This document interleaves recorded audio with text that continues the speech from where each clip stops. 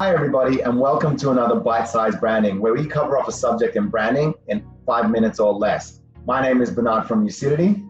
My name is Grant Tom, and I'm a head fire starter, and I love branding. Awesome. What are we going to be talking about today?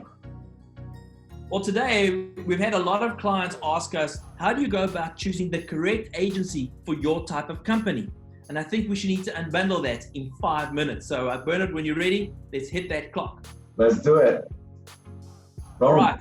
So I would say that the first step is chemistry. You've got to make sure that you, as the company, have got the right chemistry with the agency. Bernard, what's your thoughts?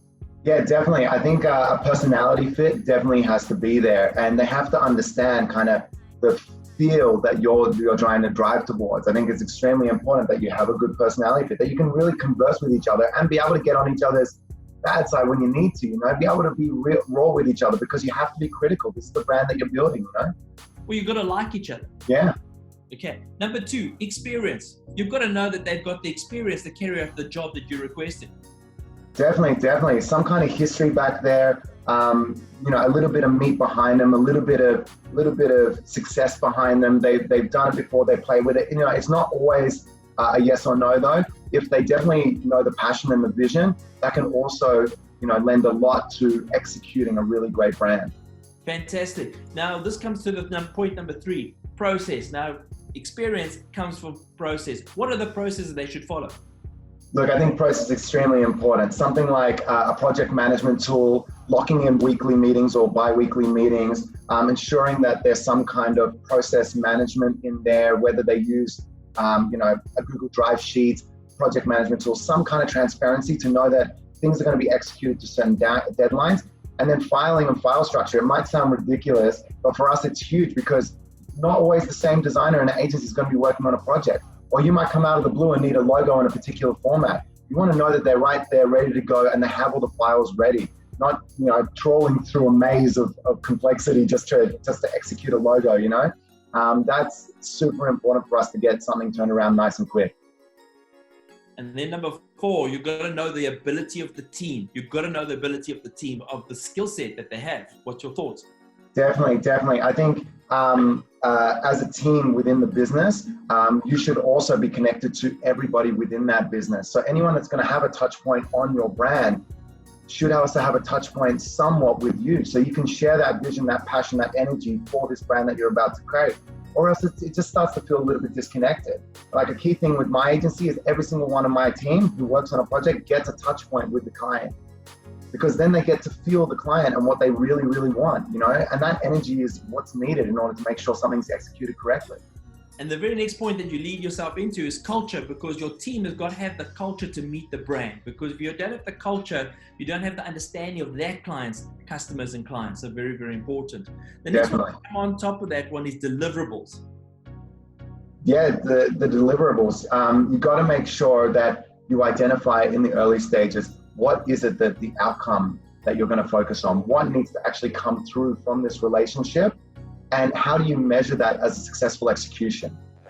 Is it timing, budget, etc.? What is it that you're going to look at that those deliverables have actually accomplished what they were intended to accomplish? Correct. And then, of course, the most important ingredient for me is passion. If there's no passion in the team for the client or for his product or for his execution, it's dead. Definitely. Like, I'll be honest, we've lost love with clients sometimes. And I grab my team, I get us all together, we'll get on a call with the client and we'll reignite that flame. It's hard to maintain, especially when a relationship gets tenuous, to feel driven to do a great design for a client. You just want to get the job done and get it out the door. So I make sure that with my team, we always sit down and we rectify those. We make sure it's clear with the client where we stand, because we want to make sure we always do the best job we can. Correct. And then, of course, the most important is diversity of style, because you never want to look like your last job. So therefore, if I'm a new client, I want to make sure I look unique. How do you make sure I'm diversified enough to your team, to your last job? Yeah, so a key thing for us is we have a product called the Brand Tool. And I think if you're going to work with an agency, see that they have some kind of process or tool around analyzing how you want to position as a brand. And the important things that we cover off there is how you perceive the brand, who your competition is, how you set yourself apart from that competition. And what we extrapolate from that is what we then use to drive the project.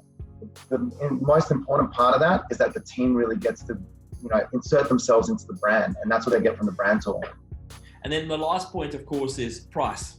The price counts for everything, but at the same time, price pays for experience. Your thoughts? Yeah. Look, price is always a juggle, and one of the big things that I was, mentioning to you earlier is that it does have to. You can look at gold. There we are on the bottom. Grab that little baby up. So with price on a project, the big thing to think about is whether or not this is just going to be a one-off project or an ongoing relationship. The opportunity you have there is to build a successful cost cash flow kind of balance where you can get exactly what you need to make your business really take off and be positioned correctly.